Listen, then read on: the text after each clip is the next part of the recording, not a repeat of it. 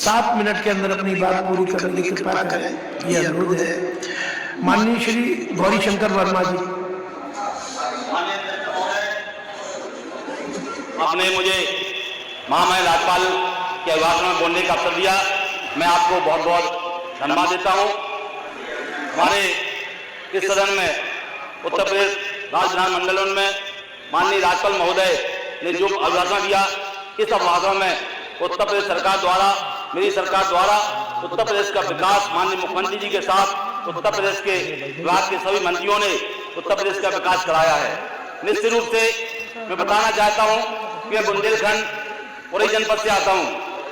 जब भारतीय जनता पार्टी की सरकार नहीं थी तो पूरे बुंदेलखंड में गुंडा राज, माफियाओं का राज, नकल माफियाओं का राज था, क्योंकि उस समय इटावा से लेकर झांसी और जालौन, ललितपुर, चौतरफी समाजवादी पार्टी गुंडे अपनी गाड़ियों पे, बड़ी बड़ी फॉर्च्यूनर गाड़ी पर इटावा लिखकर घूमते थे। चाहे इतना बड़ा अपराधी हो, चाहे इतना बड़ा माफिया हो, उसको पुलिस कभी रोकती नहीं थी। 2017 के बाद जब योगी सरकार आई तो योगी सरकार ने उन गुंडे माफिया को जेल के अंदर भेज दिया। आज इसीलिए इनको चिंता लगी हुई है कि 2017 के बाद कि योगी ने गुंडे माफिया को जेलों में भेजा है, इनको वो बड़ी सबसे बड़ी चिंता है। ये 4-5 नाम सुनाते हैं, हमने लोक भवन बनाया, हमने पुलिस मुख्यालय बनाया, हमने जनेश्वर पार्क बनाया। आपने गरीबों के लिए क्या किया? उन्हें वंचितों के लिए क्या किया? जरूरतमंदों के लिए क्या किया? आपने कुछ बताया कभी? हमारी सरकार, उत्तर प्रदेश के मुख्यमंत्री ने, देश के प्रधानमंत्री आवास दिया, शौचालय दिया, आयुष्मान कार्ड बनवाए, किसान सम्मान निधि दी, हर घर को जल से नल देने का काम किया, हर गांव तक ऊर्जा रोशनी पहुंचाने का काम किया, हर गांव तक सड़क पहुंचाने का काम किया। हमारी सरकार ने हर प्राइमरी स्कूल में शिक्षा कार्यक्रम के माध्यम से प्राइमरी बच्चों को पढ़ने का काम किया। गांव का बच्चा गांव में पढ़े, इसलिए कार्यक्रम के माध्यम से हमारी सरकार ने प्राइमरी को और जूनियर को कार्यक्रम के माध्यम से सुदृढ़ीकरण काम करने के लिए काम किया है। आज उत्तर प्रदेश सरकार चारों ओर विकास की ओर बढ़ रही है। हमारी सरकार में चाहे वो सुप्रीम कोर्ट के आदेश हो, हाई कोर्ट के आदेश हो, रामलला अयोध्या में विराजमान हो गए। इनको चिंता है कि कहीं रामलला के कारण उत्तर प्रदेश में 80 की 80 सीटें भारतीय जनता के खाते में न चली जाएं। आपको तो प्रेम सिर्फ एक वर्ष से होता था, उनके मकबरा बनाने से, उनके आप कब्रिस्तान बनाने से, उनकी मस्जिदें बनाने से आपको फुर्सत कहाँ थी? आपको जनता की आवाज की चिंता कहाँ थी? आप तो गुंडे माफियाओं की रक्षा करते थे। मैं बताना चाहता हूँ, उत्तर प्रदेश के मुख्यमंत्री ने उत्तर प्रदेश के हर गरीब नौजवान साथी किसान का विकास कराया है।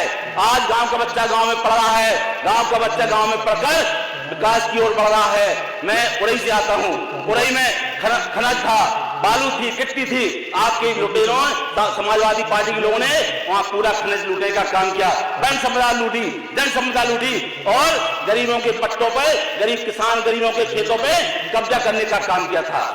आज उत्तर प्रदेश की सरकार में मैं कह देना चाहता हूं कि मेरी सरकार ने राज्य में अपराध व भ्रष्टाचार के प्रति अपनी जीरो टॉलरेंस नीति, कानून व्यवस्था नियंत्रण, विद्युत आपूर्ति व लाल की रसाई पर नियंत्रण से वर्ष 2017 से पूर्व राज्य की दनाई स्थिति पर प्रभावी नियंत्रण पा लिया है, जिससे सभी जिलों में निवेश का समृद्ध प्रवाह सुनिश्चित हुआ है।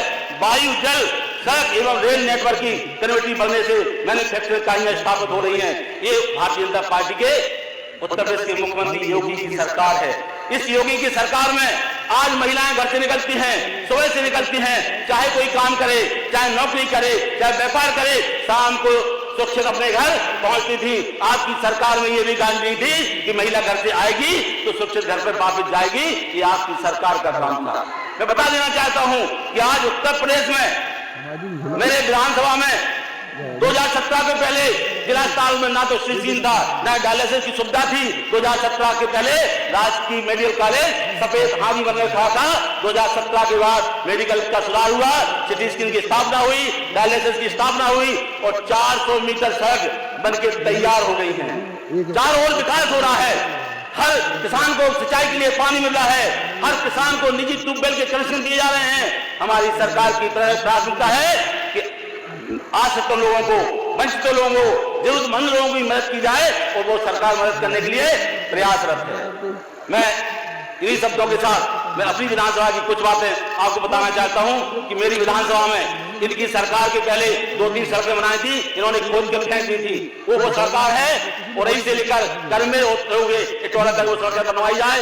और एक सड़क है एयर टिकर से घर का दर्जी तक इनकी वो बालू खदान की सड़क थी, इन्होंने खोद के फेंक दी थी, वो सड़क बनवाने का काम किया जाए।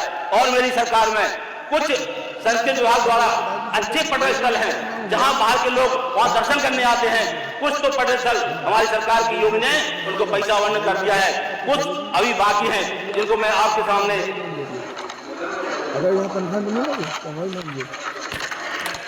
जैसे छठी माता मंदिर, फतेह सिंह हनुमान मंदिर, जागेश्वर धाम, सलाघाट, गोरा रानी देवी, कोटा नगर पंचायत में प्रशासनिक प्राचीन मंदिर, कालीन तालाब का सुंदरीकरण जहां हमारे जंगल कालीन के और बेतवा के किनारे त्रिवेदी देव शंकर जी का स्थान है, जो अभी बेतवा के जब उन्होंने खुदाई की थी तो बेतवा में वहां शंकर जी निकले थे, वो बहुत तीर्थ स्थल है, वहां शुद्धिकरण करने का काम किया जाए। बुंदेलखंड हो रही कि राजा माहिल के बेटे वीर अवई जो 16 वर्ष की आयु में पृथ्वीराज चौहान 30 साल के मैदान में कमाई में युद्ध करते हुए वीर गति को प्राप्त हुए थे।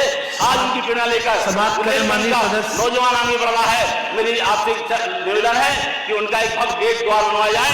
और मैंने कुछ बिंदु इस पत्र में लिखे हैं, समय कम होने के कारण मैं आपको आपके पत्र को रखता हूँ जिससे मेरी विधानसभा के काम पूर्ण हो सके। धन्यवाद।